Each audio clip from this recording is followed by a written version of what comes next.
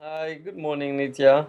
Really good, thank you. Had for once, a lovely, nice, and relaxing weekend. The week has been interesting and intense. A lot is happening.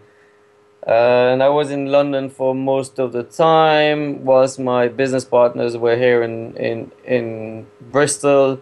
So a lot of happening in continuing the back end and the product and working on improving that side and doing some UX user experience and design. Whilst a lot of stuff also done in the front end, they were meeting with PR agencies and an exciting meeting with the Startup Loan Ambassadors, which is an ambassador program to help young people launch their own startups, etc., etc. So a lot has been happening last week, and had also meeting with investors and other people. I mean, I wrote a few. I wrote one few years ago for my first business with Seb, and every time it's an interesting process which you take on in a different way. I guess it's always a different way to approach it, and the angle is different, the style is different, the presentation is different, the vision. It's about where you want to be in, say, 10 years. It's about um, how you're going to achieve that vision. That means practically, and that means in terms of strategy and deployment. How does it look like? And others, or it looks like in numbers. And I mean, in essence, the business plan, and 99% of investors understand that it's not there to set in stone what you're going to do, because no business starts with the plan, and the plan, and anybody follows the plan, because that's not a success, rarely a successful business.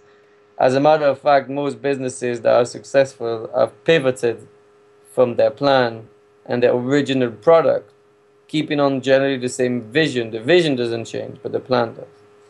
And as a matter of fact, if you take even a project like Instagram, yeah, Instagram wasn't that at the beginning, but it evolved to that and therefore become a successful business, etc., etc. And a lot of these businesses start exactly like that. It can be quickly get overwhelming, and in essence, that's part of the process. That's to say that it has to be overwhelming. No, there are simple ways and answers as to how you can handle. First of all, is create a structure and copy one that exists. Nobody starts from scratch. Copy a structure from a plan that exists. Once you've copied the structure, well, then fill in the question, which is, what are the questions people want to know about, and what do you want to know about your plan?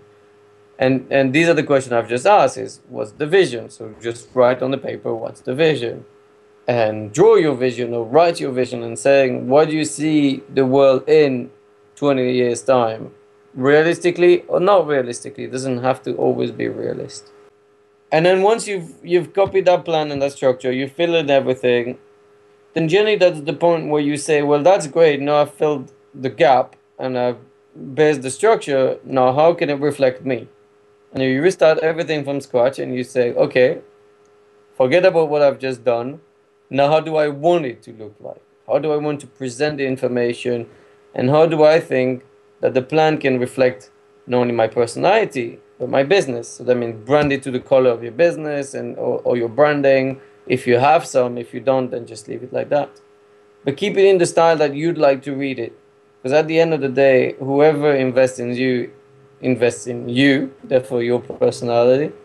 And second of all, is you don't want a plan that you wouldn't read yourself, right? You don't want to give someone or yourself a plan that you wouldn't read. So write it in a style or in a format. Oh, that can be even a presentation. It can be an infographic. Whatever format it is, just keep it to a style that suits you, that you feel excited to read. Because if you feel excited to read it and write it, then you'll feel excited to read for someone else to read it and write it. Like, to be honest, I have no idea. The box has been sent last week, and we've had a lot of amazing positive feedback. People love the yogurt coated popcorn, which is quite a unique product. We had some amazing Chichester biltong in the box, which was amazing, and some coffee, some tea. I mean, the box lasts months. Every time the new box comes out, it seems that the response is even more positive than the previous one. That people are even happier with that box than they were. So now we just need to keep continuing in that direction, which is a challenge. But I mean, the honest answer for the following weeks is I don't know. These I don't know because there's a lot on. There's holidays, for some of us, some of my business partners and colleagues. But there's a lot happening, but I can't actually tell you really what's gonna happen. We'll see.